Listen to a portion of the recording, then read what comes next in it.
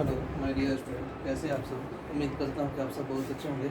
यह video class 9 के mathematics से संबंधित एक बहुत ही महत्वपूर्ण वीडियो है। इस वीडियो में हम लोग 9 के मैथ के कई चैप्टर को ऑब्जेक्टिव के दृष्टिकोण से बहुत ही संक्षेप में हम लोग कुछ बेसिक नॉलेज को ज्ञात करते हुए इसके बाद जो है हम लोग इसी पर आधारित ऑब्जेक्टिव का अध्ययन करेंगे। तो इस वीडियो को शुरू करते हैं। सबसे पहले है कि प्राकृतिक पूर्ण तथा भाग संख्या किसे कहते हैं। तो गिनती की संख्या को प्राकृतिक संख्या कहते हैं। पूर्ण संख्या जब इसमें यानी कि आप यहाँ 1 2 3 ये डॉट डॉट ये प्राकृतिक संख्या से हो गया। जब इसमें हम लोग जीरो को शामिल कर लेते हैं तो वही हो जाता है पूर्ण संख्या। जब इसमें हम लोग माइनस वाली संख्या को शामिल कर लेते हैं तो ये हो जाता है हमारा क्या, पूर्णांक। और यहाँ तो पूर्ण संख्या प्राकृतिक संख्या हो गया, पूर्ण संख्या हो गया, पूर्णांक हो गया। उसके बाद भाज्य संख्या कह रहा है तो जो संख्या एक और खुद के अलावा किसी दूसरी संख्या से भी कट जाती है उसको भाज्य संख्या बोलते हैं। यानी कि वह संख्या जो न्यूनतम 3 अंकों से कटे, यानी कि एक से, खुद से और उसके अलावा किसी कम से कम एक अंक से और कट जाए। जैसे 4 है, 6 है, 8 है, 10, 9 भी है, 9, 10, ये सभी के सभी क्या है, क्योंकि 4 जो है 2 से भी कटती है, 1 से भी कटती है, 4 से भी कटती है, 6 2 से, 1 से और 3 से और 6 से। इसी तरह ये संख्याएं भी 2 से अधिक अंकों से कट जाती है। तो इस प्रकार की संख्या को हम लोग क्या बोलते हैं, भाज्य संख्या बोलते हैं, या इसको यौगिक संख्या भी बोला जाता है। तो सबसे छोटी भाज्य संख्या 4 होती है। 2 आपको कंफ्यूजन नहीं होना है, 2 जो है वह 1 और 2 से कटता है, यानी कि सिर्फ ये 2 ही अंक से कटता है। इसलिए 2 जो है वह भाज्य संख्या ना होकर अभाज्य संख्या होगा, क्योंकि इसका गुणनफल जो है सिर्फ और सिर्फ 2 अंक होता है। अब आगे हम लोग बढ़ते हैं परिमेय तथा अपरिमेय संख्या। तो वह संख्या जिसको P/Q के रूप में लिखा जा सके, यानी कि वह संख्या जिसको हम लोग P/Q यानी कि अंश बटा हर के रूप में लिख सके, जहाँ P और Q दोनों क्या हो, पूर्णांक संख्या हो, और Q यानी कि P/Q के रूप में लिख सके, P और Q दोनों पूर्णांक हो, Q नॉट इक्वल टू 0 हो, तो उसको हम लोग क्या बोलेंगे, परिमेय संख्या। जैसे 0 हो गया, -1 2 3/2 5/10, इस तरह के कोई भी संख्या आप जो लिख रहे हैं ये सारे के सारे जो है क्या है, परिमेय संख्या का एग्जाम्पल है। आप अभी बताएगा कि संख्या किस प्रकार का हो, पूर्णांक होना चाहिए। अगर ये रूट में है, √3 √2 √5 या 3 + √2, तो इस प्रकार की संख्या सारी की सारी अपरिमेय होती है। तो हम लोग यहाँ बहुत ही संक्षेप में पढ़ते हुए आगे बढ़ेंगे। इसके बाद है इसके दशमलव प्रसार।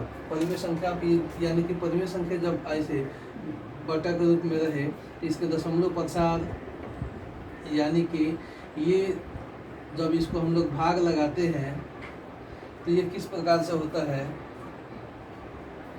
इस तरह की जो भी संख्याएं हैं इसको भाग लगाने पर हमारा जो भागफल है वह 2 प्रकार का आता है। एक पूरा पूरा कट जाता है और एक नहीं कटता है। जैसे 10/2 इसको भाग लगाएंगे तो 5 आ जाएगा, इसको हम लोग बोलते हैं शांत।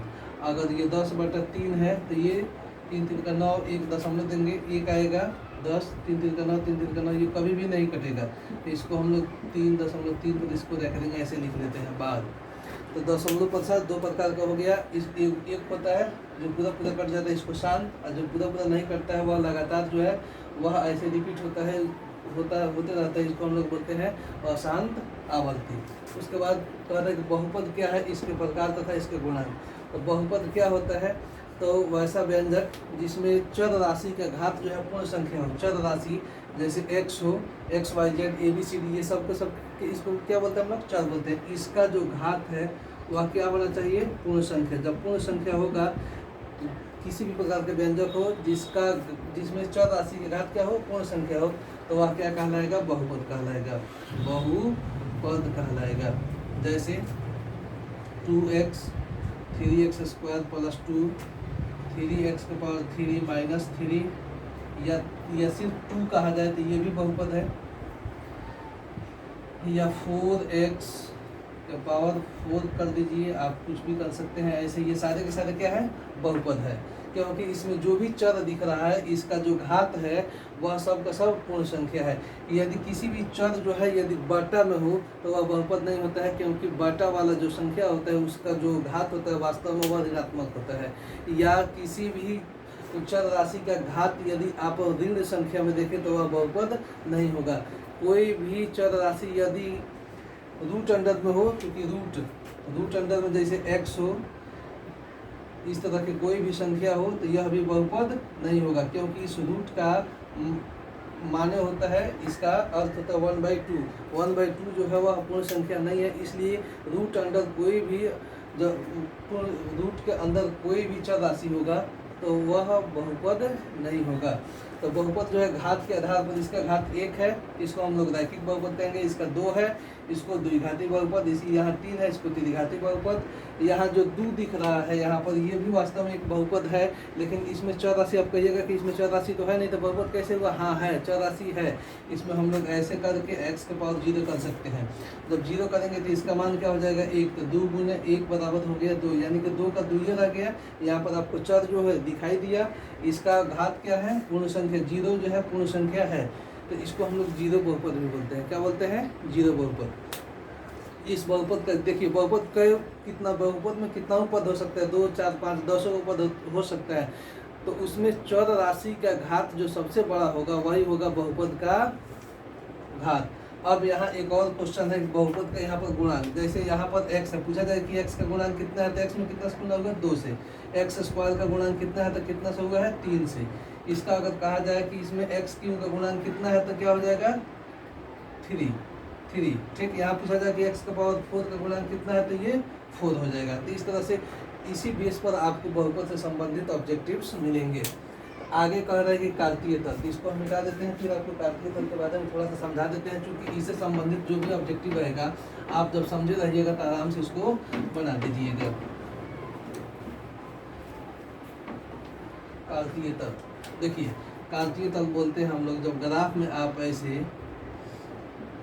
x एक्सिस x y इसको जब आप सूचित करते हैं, इसी को हम लोग बोलते हैं कार्तीय तल। ठीक है, इधर जो x है, जैसे यहाँ इसको ये 0 हो गया, ये 1, ये 2, ये 3, ये 4, ये 1, ये 2, 3, 4, इधर जाएंगे तो -1, -2, -3, -4। इसी तरह इधर जाएंगे x में -2, -3, -4 और -5 इसी तरह।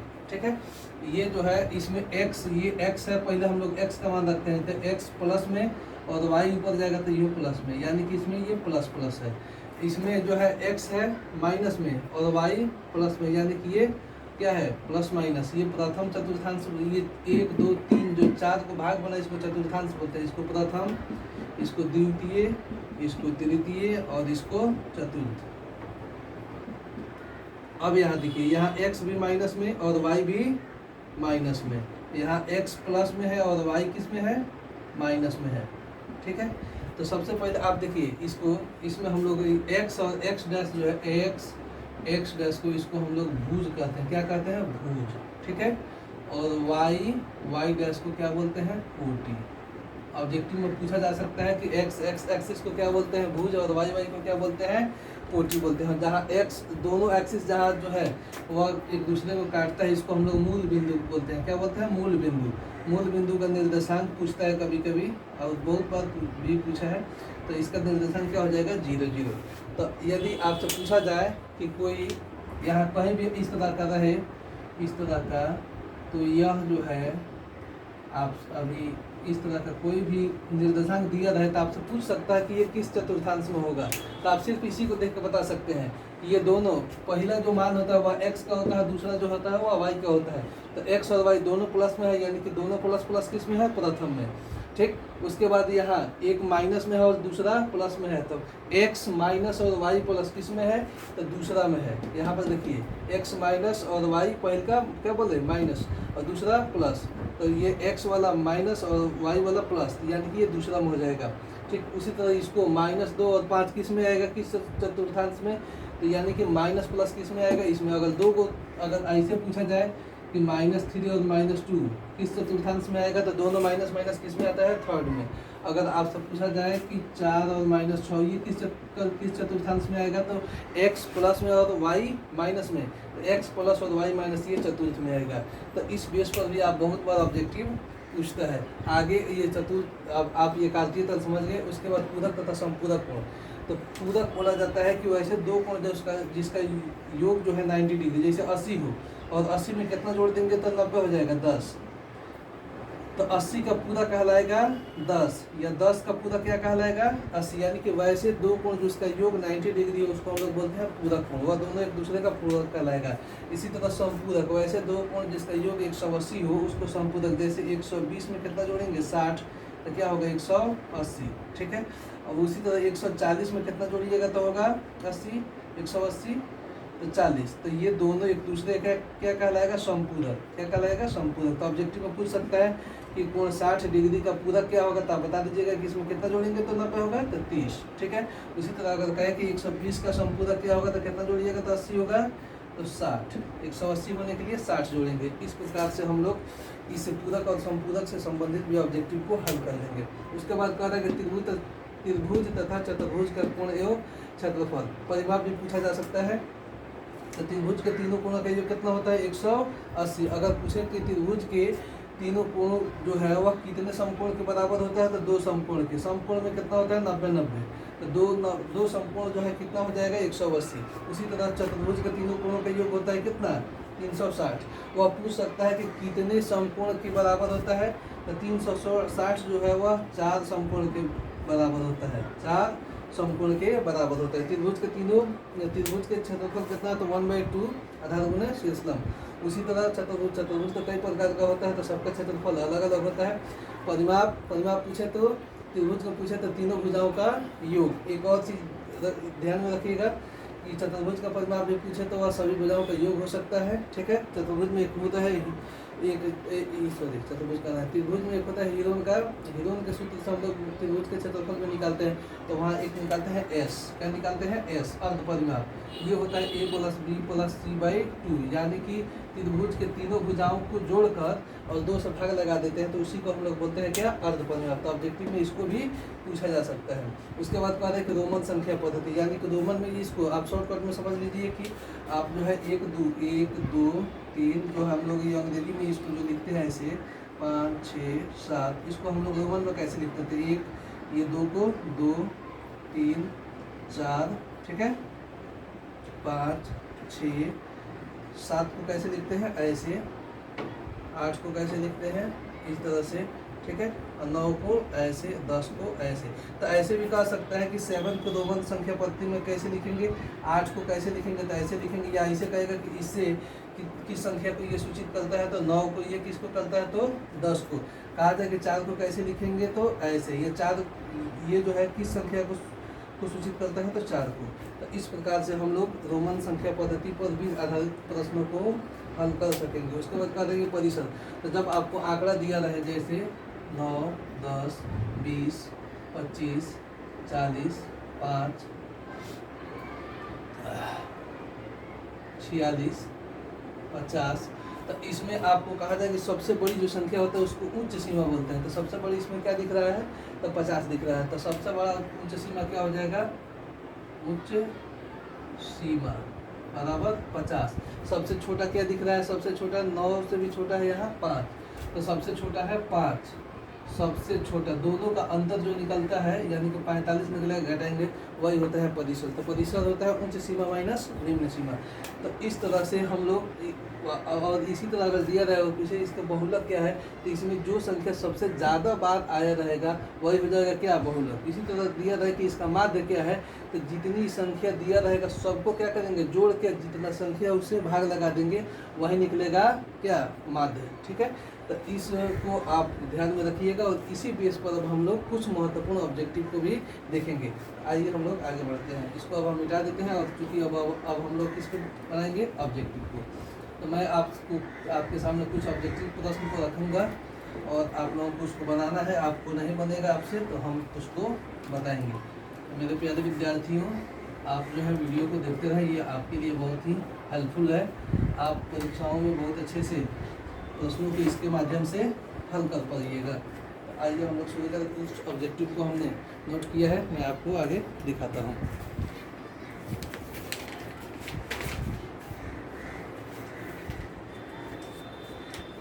आइए सबसे पहले 1 नंबर में सबसे छोटी प्राकृत संख्या क्या है। तो अभी आपको बताया कि प्राकृत संख्या कहाँ से शुरू होता है, 1 से 1 2 3 4 सबसे छोटी प्राकृत संख्या क्या हो जाएगा तो 1 हो जाएगा। पहले का क्वेश्चन आप बता दिए दूसरा जो है, दूसरा 0.6 को हम लोग इसको जब परिमेय संख्या के रूप में यानी कि P/Q के रूप में लिखेंगे ऐसे इस तरह से, तो इसका क्या रूप होगा। तो आप देखिए एक संख्या पर एक रिंग है, तो संख्या हो जाएगा, जब संख्या पर एक रिंग होता है उतना नीचे 9 दे देते हैं। तो इसको आप काट भी सकते हैं सब, 2 3 6 3 2 6 3 3 का 9, तो 2/3 इसका रूप हो जाएगा। आप अपने से बनाने का भी प्रयास करें। 3 नंबर में कह रहा है कि यदि किसी बहुपद को हम लोग हमेशा GX से सूचित करते हैं, GX का एक गुणनखंड जो है, एक गुणनखंड K-7 है, क्या है, K-7 हो, तो G7 के लिए इसका मान क्या होगा, G7 का मतलब है कि K के जगह पर हम लोग क्या रख देंगे, 7 रख देंगे, तो 7 - 7 बराबर क्या हो जाएगा, 0, तो इसका मान क्या हो जाएगा, 0। ठीक है। 4 नंबर में हम लोग देखते हैं कि 3 और 7 कार्तीय तल में किस चतुर्थांश में आएगा। तो अभी आपको ऐसे बताए थे हम, ये प्लस प्लस होता है, ठीक है, इसको प्रथम बोलते हैं, ये सेकेंड, इसमें क्या होता है, माइनस प्लस, ये थर्ड है, इसमें दोनों माइनस में होता है, ये फोर्थ है, इसमें x जो है प्लस में होता है और y क्या होता है, माइनस में होता है। तो आप बताइए, दोनों प्लस में है तो प्लस प्लस किस में होगा, तो किस में आएगा, तो प्रथम चतुर्थांश में, किस में आ जाएगा, प्रथम में आ जाएगा। ठीक है। उसके बाद जो है वह कह रहा है कि 5 नंबर में हम लोग 5 नंबर में देखेंगे कि 0 और 4 जो है किस अक्ष पर स्थित है। तो 0 और 4 किस अक्ष पर स्थित है, तो यहाँ ये क्या होता है, x डैश y डैश, यहाँ हो गया ये 0, ये 1 2 3 4, उसी तरह 1 -1 -2 -3 -4 -1 -2 -3 -4 1 2 3 4, तो 0 और 4, 0 और 4, तो 0 जो है, 0 यहाँ है, ये 0 हो गया पहले का 0, और 4 कह रहा है, तो 4 ऊपर जाएंगे यहाँ, यानी कि ये किस अक्ष पर है, तो y अक्ष पर, किस पर है, तो y डैश, इसको क्या हम लोग बोलते हैं, कोटि, क्या बोलते हैं, कोटि, ध्यान रखिएगा, कोटि। अब आगे हम 6 नंबर को देखते हैं। 6 नंबर में कहा था कि निम्नलिखित में कौन परिमेय संख्या है। ये √16 और √111, √144 और √90। आप जानते हैं कि ये 4 का वर्गमूल, इसका वर्गमूल 4 होता है, इसका वर्गमूल 11 होता है, इसका 12, यानी कि ये और ये ऐसे हम लोग लिख सकते हैं। तो ये भी परिमेय संख्या हो गया, ये भी हो गया, ये भी हो गया, लेकिन इसका वर्गमूल नहीं होता है, तो ये परिमेय संख्या नहीं है। यानी कि यह कार्य के निम्नलिखित में कौन अपरिमेय संख्या है, यही हो जाएगा हमारा अपरिमेय संख्या। हमारे ख्याल से आपको कोई दिक्कत नहीं होना चाहिए। नेक्स्ट क्वेश्चन की ओर हम लोग बढ़ते हैं। 7 नंबर में कह रहा है कि बहुपद px बराबर 16x³ plus 2x² plus 4x plus 2 का घात क्या होगा, इसका घात बताना है। तो आपको अभी बताए हैं कि बहुपद में चर राशि का जो सबसे बड़ा घात होता है वही उस बहुपद का घात का रहता है। तो सबसे बड़ा घात क्या दिख रहा है, 3, तो इसका आंसर क्या हो जाएगा, 3। ठीक है। उसके बाद 8 नंबर प्रश्न। 8 नंबर में कहा था कि सबसे छोटी अभाज्य संख्या क्या होती है। तो सबसे छोटी अभाज्य संख्या क्या बताया गया है कि वह संख्या जो एक और खुद से कटता हो, अर्थात जिन संख्याओं का गुणनखंड जो है सिर्फ 2 को होता हो, 2 अंक का होता हो, उसको बोलेंगे क्या, अभाज्य संख्या। एक का गुणनखंड जो है सिर्फ 1 होता है, इसलिए यह अभाज्य संख्या नहीं है।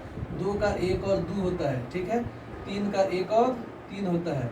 4 का 1 2 4 हो गया, तो ये अभाज्य संख्या हो गई, ये भी अभाज्य संख्या हो गई, ये अभाज्य संख्या नहीं हुआ। तो दोनों में सबसे छोटी क्या है, तो ये है, इससे छोटा कुछ नहीं होता है। तो सबसे छोटी अभाज्य संख्या 2 हो गया।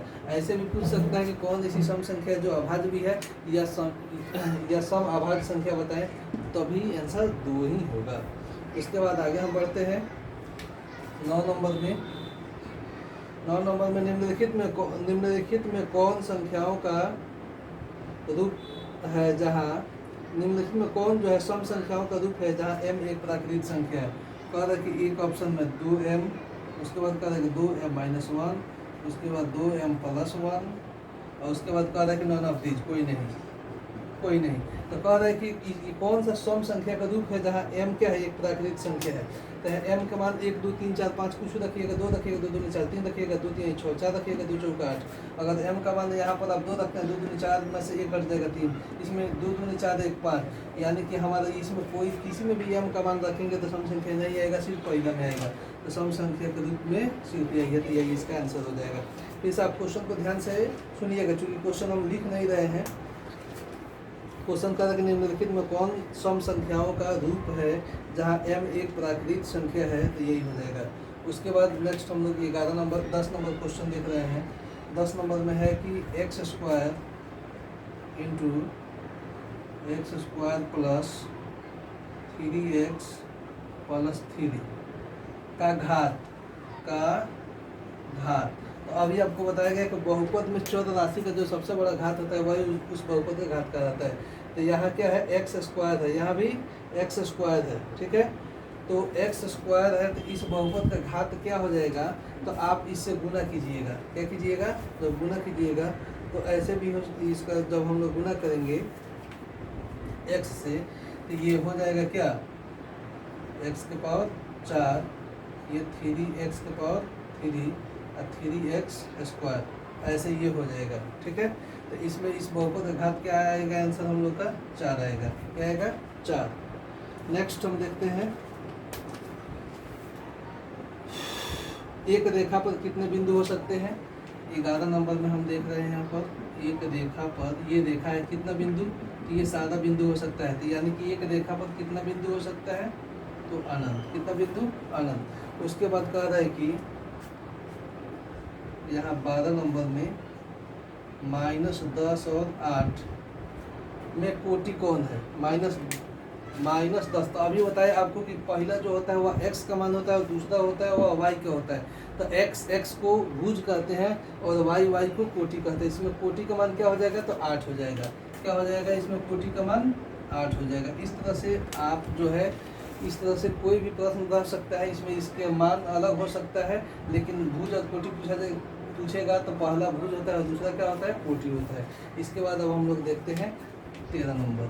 क्या, 13 में कह रहा है कि कोई त्रिभुज है, त्रिभुज का नाम रख दिया है PQR। क्या, PQR।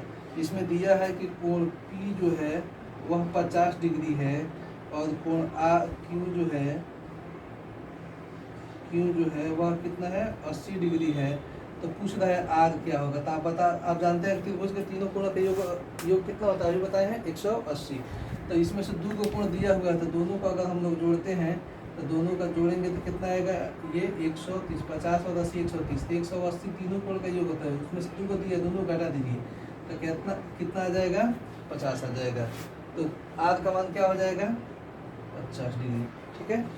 इसी बेस पर हम लोग आगे बढ़ेंगे। 14 नंबर में कह रहा है कि 35/245, 35/245 इसका सरलतम रूप। 14 नंबर में इसका सरलतम का मतलब है कि इसको कटा दीजिए, 5 7 35 और 5 चौका 20 और 5 एकम 5। इसका सरलतम रूप हो जाएगा 7/41। ये इसका आंसर हो जाएगा। तो विद्यार्थियों, इसको आप जो है वीडियो को पॉज करके आप जो बोल रहे हैं उसको आप नोट भी कर सकते हैं, लिख सकते हैं, अगर उसका आप आंसर भी लिख सकते हैं, वह आपके लिए ज़्यादा बेटर होगा। तो इतना इसमें से जो आपको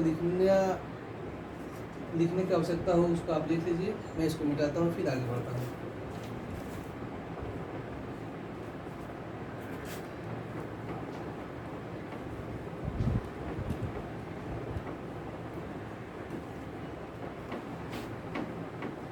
आप जो है इस तरह से ऑब्जेक्टिव प्रश्नों को बहुत ही बेहतर ढंग से हल कर पाइएगा। आगे क्वेश्चन नंबर 15 देखिए। 15 में कह रहा है कि निम्न में कौन बहुपद है। तो बहुपद आपको बताया गया है कि जिसमें चर राशि का पावर क्या हो, पूर्ण संख्या हो।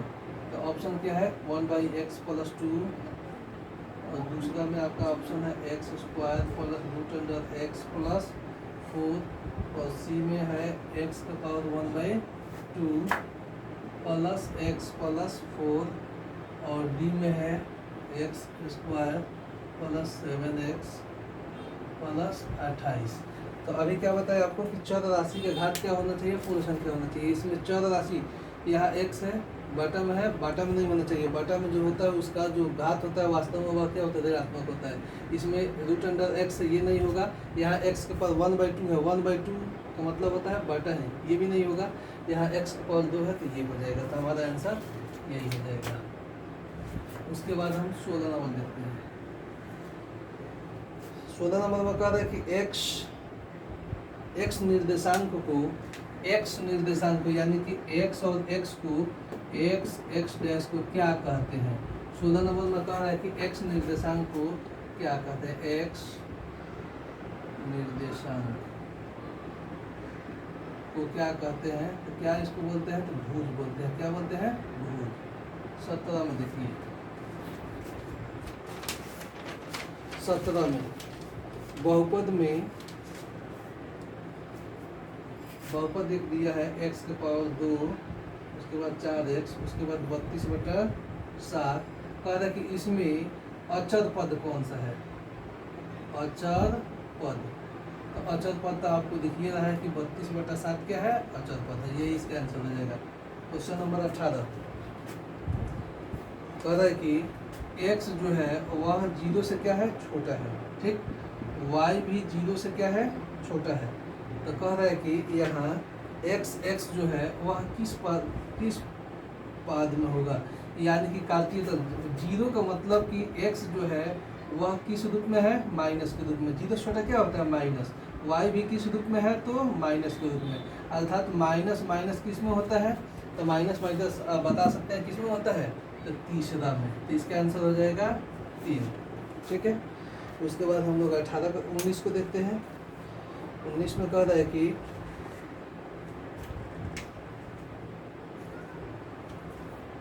यूक्लिड किस देश के निवासी थे।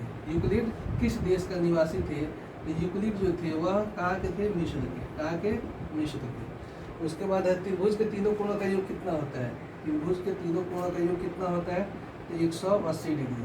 21 में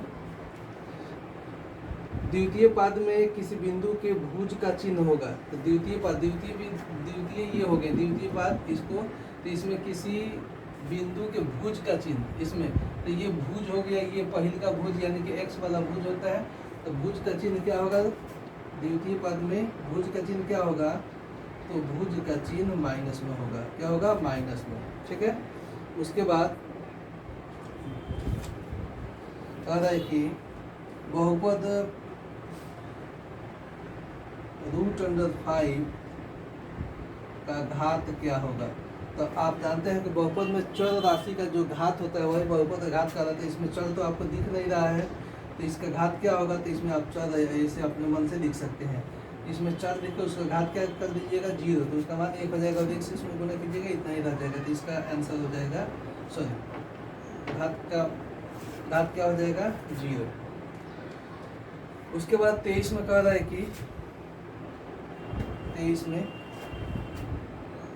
8x² प्लस 3x प्लस 9 में x² का गुणन, में x² का गुणांक, x² का गुणांक क्या होगा। तो इसमें x ये है, तो इसका गुणांक कितना होगा, तो इसका गुणांक क्या हो जाएगा, ये हो जाएगा आपका 8। आंसर क्या हो जाएगा, 8 आंसर हो जाएगा ये। उसके बाद 24 में देखिए, यहाँ 24 बता देते हैं।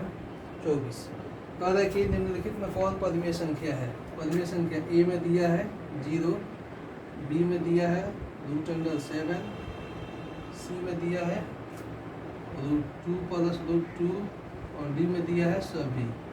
कौन सा पदवीय संख्या है, तो ये भी नहीं है क्योंकि ये √, है, ये भी नहीं है, ये है पदवीय संख्या। चूंकि इसको 0/1 आप लिख सकते हैं, तो यही हो जाएगा इसका आंसर। 25 देखिए, 25 में 8x² प्लस 3x प्लस 9 में x² का गुणांक, x² का गुना में, तो x यहाँ है, x में कितना से गुना हुआ है 8 से, इसका आंसर हो जाएगा 8। 26 27 मूल बिंदु का निर्देशांक क्या होता है? मूल बिंदु इसी को बोलते हैं, मूल बिंदु का 27 में देखिए मूल बिंदु का निर्देशांक जो है क्या होता है, तो 0 0। उसके बाद कह रहा है कि पंचभुज में भुजाओं की संख्या, त्रिभुज में 3 गो, चतुर्भुज में 4 गो, पंचभुज में भुजाओं की संख्या कितनी होती है, तो 5 गो। ठीक है, पंचभुज में भुजाओं की संख्या 5 गो। 29 देखिए, 29 में कह रहा है कि घन के कितने फलक होते हैं, आप यहाँ गिन सकते हैं। एक फलक ये हो गया, एक फलक ये हो गया, कब हो गया 2 गो, एक ये हो, यहाँ से ये हो गया 3 गो, एक ये हो गया 4 गो, एक ये ऊपर वाला हो गया 5 गो, एक नीचे वाला हो गया 6 गो। यानी कि घन में कितने फलक हो गए, तो 6, घन में फलक हो गए 6। उसके बाद 30 नंबर हम लोग देखते हैं। 30 नंबर कह रहा है कि 8 का मिलान चिन्ह रोमन में कैसे लिखते हैं, यानी कि आप 8 को रोमन में कैसे लिखते हैं, तो 8 को कैसे लिखते हैं, तो आप 8 को इस तरह से लिखते हैं, यही इसका आंसर हो जाएगा। उसके बाद इसमें से आपको जो लिखना है आप नोट कर सकते हैं, इसको हम मिटा के आगे बढ़ते हैं।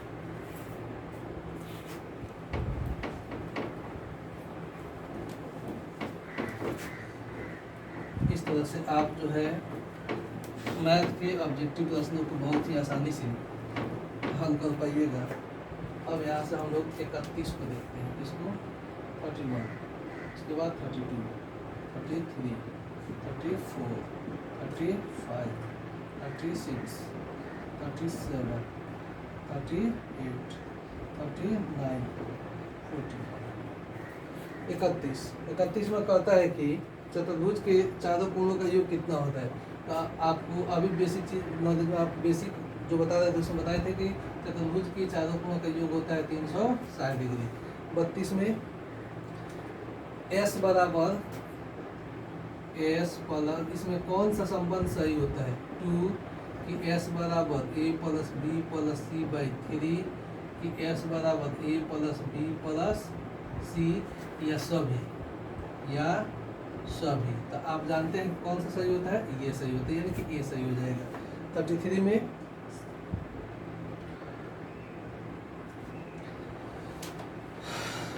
आयत का क्षेत्रफल कितना होता है, तो आयत का क्षेत्रफल लंबाई गुने चौड़ाई होता है।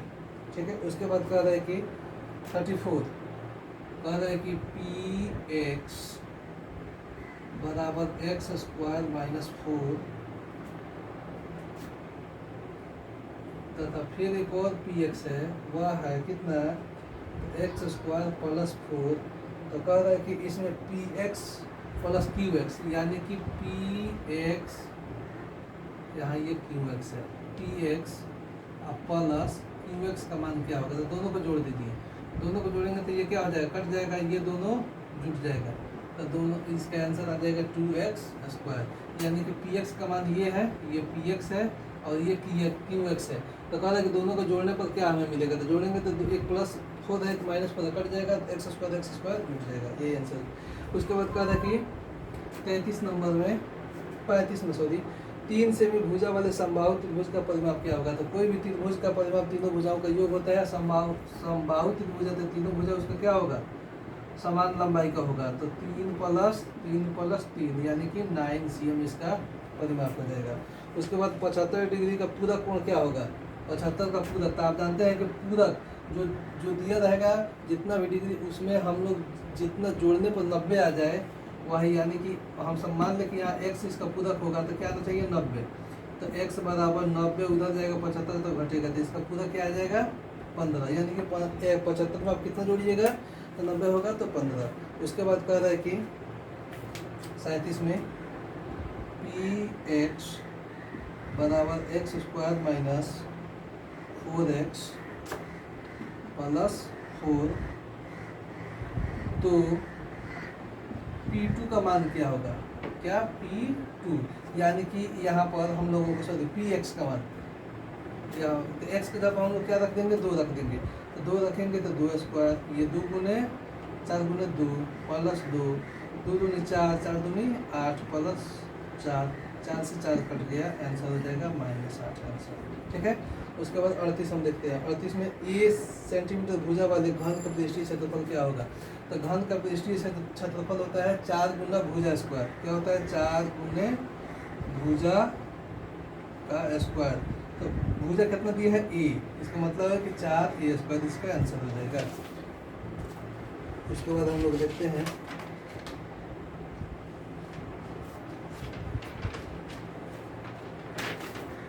40 में निम्न में कौन त्रिघात बहुपद नहीं है। तो जो भी दिया रहेगा, जैसे 40 में यहाँ 3x² + 3x + 1 ये दिया रहे, ठीक है। ये उसी तरह फिर आपको यहाँ 6x³ 4x² + 1 3x² + 2x + 1 और 9x³ + 9x। तो इसमें कौन त्रिघात है। तो इसमें भी 3 दिख रहा है घात, ये भी त्रिघात है। इसमें भी दिख रहा है, ये भी त्रिघात है। इसमें भी 3 दिख रहा है, ये भी त्रिघात है। ये त्रिघात नहीं होगा। उसके बाद कह रहा है कि रैखिक बहुपद क्या होता है। तो रैखिक बहुपद का घात आप अब यहाँ पर काम करिए, इसमें से जो आपको लिखना है लिख सकते हैं, इसको मिटाकर फिर आगे बढ़ते हैं। तो स्क्रीन शॉट आप ले सकते हैं। यहाँ से अब हम लोग नेक्स्ट स्टेप में बढ़ेंगे। 40 तक तो हम कवर कर लिए हैं। उसके बाद 41 42 43 44 45 46 47 48 49 50। इस वीडियो में हम लोग 50 तक ही प्रश्नों को हल करेंगे। फिर आगे भी 50 क्वेश्चन का एक और हम वीडियो आप लोगों के लिए लेकर आएंगे। 41 में देखिए, निम्न का परिसर क्या होगा। कोई भी संख्या दिया रहे, जैसे 19 20 10 27 30, तो इसका परिसर क्या होगा। तो बताए थे सबसे बड़ा में से सबसे छोटा घटा देते हैं। 30 माइनस क्या सबसे छोटा 10 है, तो परिसर क्या हो जाएगा 20। तब जो भी प्रश्न ऐसे रहेगा उसमें सबसे बड़ी संख्या में से सबसे छोटी घटा दीजिएगा, वही हो जाएगा परिसर। उसके बाद 42 हम लोग देखते हैं। कह रहा है कि इस 42 में मिलान चिन्ह और ये इसका जो इसका मान क्या होगा। तो इसका होता है 5, इसका 5 और इसका 2, 5 5 10 2 12, इसका आंसर हो जाएगा। तो उसके बाद दो कोणों का मान 85 डिग्री हो, तो तीसरा कोण क्या होगा। दो कोण का मान 2 कोण बराबर 2 कोण का कितना हो 85। आप जानते हैं कि तीनों कोण का योग कितना होता है 180। तो 180 में से हम लोग 85 को क्या करेंगे घटा देंगे। 10 में से 5 गया 5, ये हो गया 17, 17 से ये, तो तीसरा कोण कितना हो जाएगा 95। उसके बाद हम लोग 44 में देखते हैं। 76 बराबर 11 × 6 जोड़ 10 में शेषफल क्या होगा। आप बताइए, इससे आप गुना करते हैं 11 से 6 में, चाहे 6 से 11 में, 11 6 66 10, 11 6 66 10 76, 76 है ये, तो शेषफल क्या आएगा तो 0। शेषफल क्या आएगा हमारा 0। उसके बाद है 10 और 19 का वर्ग सीमा क्या है। वर्ग सीमा 10 में 19 में से 10 घटा दीजिए, तो क्या हो जाएगा 9। इसका वर्ग सीमा आ गया 9, ठीक है। उसके बाद 70 के पूरक, 70 डिग्री के पूरक कोण क्या होगा। तो दो कोणों का योग मिलकर 90 होता है। तो 70 डिग्री में कितना जोड़िएगा तो 90 हो जाएगा, तो 20। तो इसका पूरक हो जाएगा 20। इसके बाद हम लोग 47 में देखते हैं। a + b का होल स्क्वायर क्या होता है।